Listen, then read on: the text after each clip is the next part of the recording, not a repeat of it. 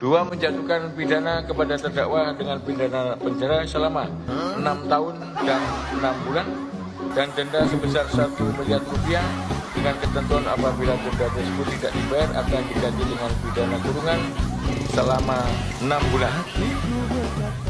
Beri aing uang 300 triliun dan aing siap dihukum penjara 6,5 tahun dengan denda 1 miliar.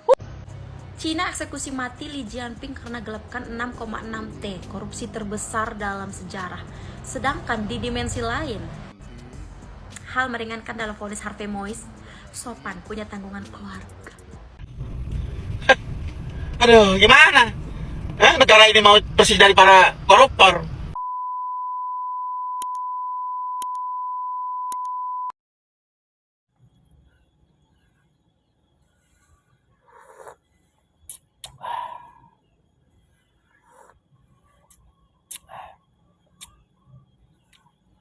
Halo teman-teman, Assalamualaikum warahmatullahi wabarakatuh. Korupsi 300 triliun di penjara 6 tahun. Ini teman-teman ya.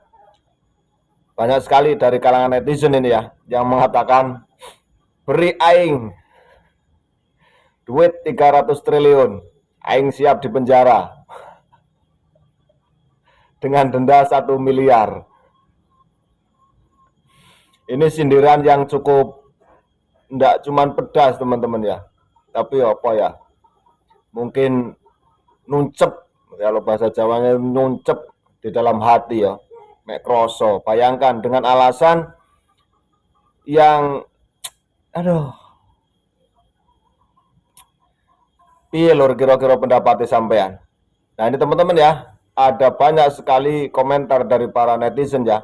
Bahkan di sini juga ada tanggapan dari Bapak Mahfud MD ya tentang ya ini kasus ini ya. Oke, kita langsung simak videonya bersama-sama.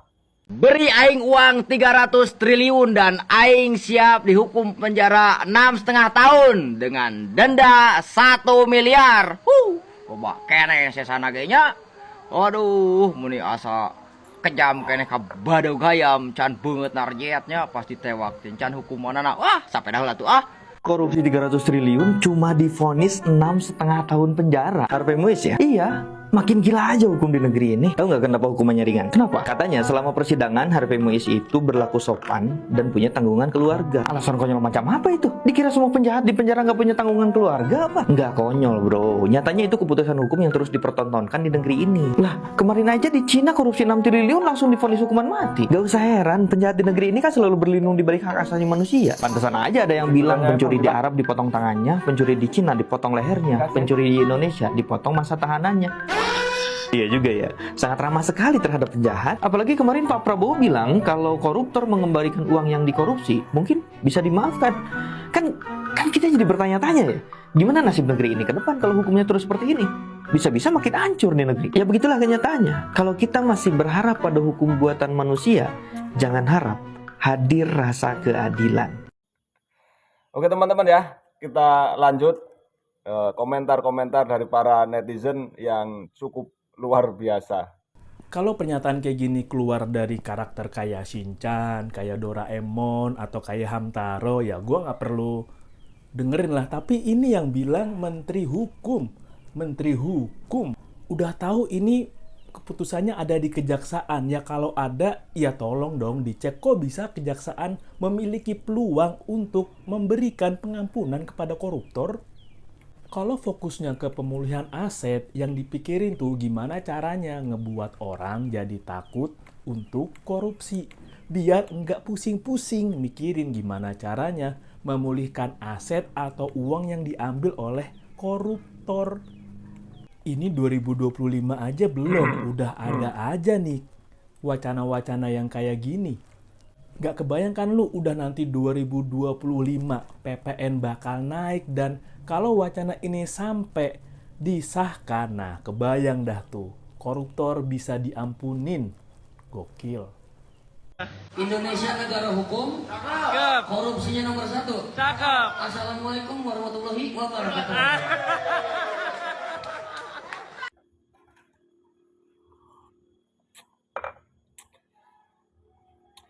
Ya oke teman-teman ya, ketika kemarin Bapak Prabowo itu sempat berpidato ya tentang masalah koruptor yang katanya kalau dikembalikan secara diam-diam atau bagaimana lah ya. Nah ini mendapatkan respon ya dari Bapak Mahfud MD. Nah ini luar biasa ya respon dari Bapak Mahfud MD. Nah kita tidak perlu panjang lebar lah. Nanti teman-teman juga capek mendengarkan saya, melihat muka saya. Kita langsung saja simak video dari penjelasan Bapak Mahfud MD, teman-teman. Kalau Pak Prabowo kan menyatakan korupsi itu, ini kalimatnya ya, dan saya kira jelas. Selesaikan mari secara diam-diam, asal mau kembalikan. Loh, terus nanti kalau setiap orang menyelesaikan diam-diam, terus gimana? Kepada siapa menyelesaikannya? Berapa jumlahnya yang bisa dipertanggungjawabkan? Dan apakah dia bebas? Sama dengan itu semua. Kalau alasannya misalnya, wah itu kan penjara terlalu penuh, kan ada ya menteri yang jelaskan itu, udah usah semua kejahatan itu dipenjarakan, penjara terlalu penuh demi kemanusiaan. Kenapa koruptor? Koruptor tuh harusnya nomor 1 dipenjarakan, karena itu merugikan hak sosial masyarakat, hak ekonomi gitu, dan hukum terutama ketidakadilan. Kenapa bukan justru kriminal lain gitu ya? Nah justru itu ini yang saya katakan. Kenapa tidak kriminal lain aja yang diampuni, orang yang diperlakukan sewenang-wenang. Nah lebih dari itu, ini angka mas. At least sampai saya meninggalkan pemerintahan, koruptor itu tidak ada 0,5%. Kenapa harus dibebaskan? Gini, jumlah penghuni lapas penjara zaman dulu penjara namanya, tapi tahun 54 diubah menjadi pemasyarakatan untuk memanusiakan manusia. Jadi jumlah penghuni penjara itu sebanyak 263.000 orang. 263.000 orang di Indonesia. Korupsinya itu dari 263.000 orang itu hanya 1.300 orang koruptor. Dari total jumlah? Dari total jumlah itu. 1.300 kira-kira. Itu kan tidak ada 0,01% dari seluruh koruptor. Ya ada 0, berapa. Pokoknya dari 263.000 orang itu cuma 1.300-an, 1.200 sekarang koruptor. Yang lain itu tindak pidana lain. Dan yang lebih gila dari itu, penghuni penjara itu 51% atau 50% lebih itu adalah narkoba. Justru kalau waktu saya itu berpikir yang koruptor itu justru diberi penjara khusus yang lebih keras gitu. Kok sekarang mau dimaafkan? Mungkin maksudnya Pak, karena supaya ada pengembalian aset kekayaan negara kan, orientasinya kan katanya justru untuk keuangan negara, kekayaan negara Pak Mahfud, bukan penghukuman.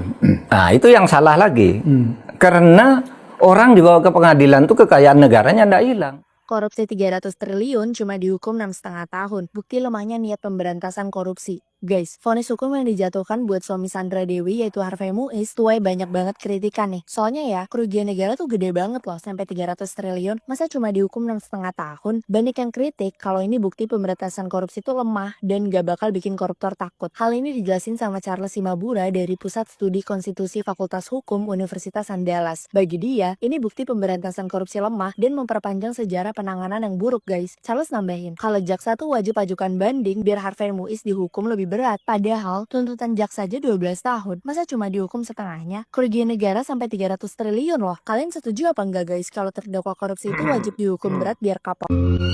Tiba-tiba sekarang diputuskan hukumannya di bawah tuntutan jaksa. Ada nggak pidato presiden yang mengatakan saya geram kok tiba-tiba orang sudah ya mengambil uang negara 270 triliun tapi masih dihukum dengan hukuman di bawah tuntutan jaksa? Nggak ada pidatonya. Jenderal omon-omon. Sebelum dilantik, omon-omonnya begini.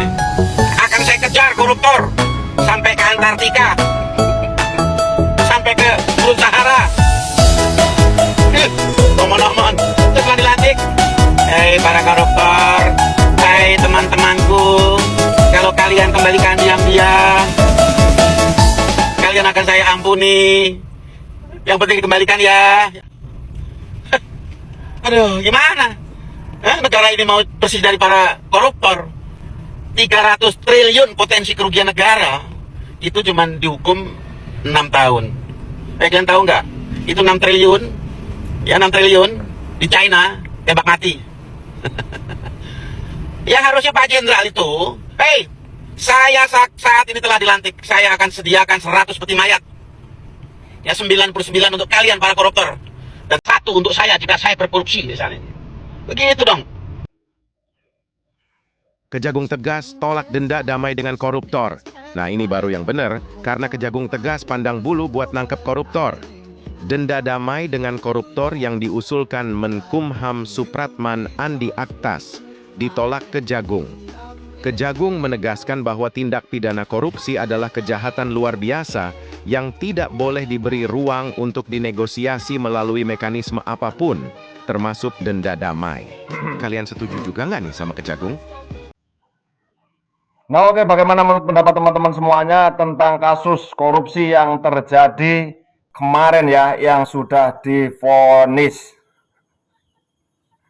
Memang kalau secara logika ya, merugikan negara 300 triliun ya, di penjara 1 tahun, kalau nggak salah ya, tadi kita dengarkan, dengan denda 1 miliar. Itu juga dengan kita melihat alasan ya, tadi yang diucapkan dari para netizen, karena ada ini.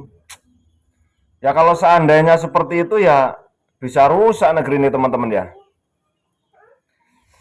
Tapi ya mau bagaimana lagi ya, itu ya sudah terjadi. Tapi pandangan teman-teman semuanya tentang negeri kita kalau seandainya seperti itu terus ya, kalau dibandingkan tadi dengan negara Cina, Tiongkok ya, itu jauh loh korupsinya. Mereka dihukum mati. Nah di Indonesia kok ada keringanan seperti itu teman-teman ya. Kita ingin benar-benar melihat dari kepemimpinan Bapak Prabowo Subianto dulu ketika mau nyapres ya, suara beliau itu sampai dikejar ke gurun padang pasir atau kemana lah ya. Kita tunggu Pak ya dikejar, ditangkap. Cuman yang sesuai lah kalau menurut pandangan orang kecil-kecil seperti kita. Itu bukan uang yang kecil. Kalau seandainya itu buat anggaran ditaruh di desa, ditaruh di pendidikan, itu kan sudah cukup sangat luar biasa. Itu kalau buat beli cendol, itu kayaknya bisa buat berenang 1 kampung. Mungkin 1 kecamatan bisa berenang di kolam cendol teman-teman ya. Oke lah teman-teman ya, sudah terjadi hal ini.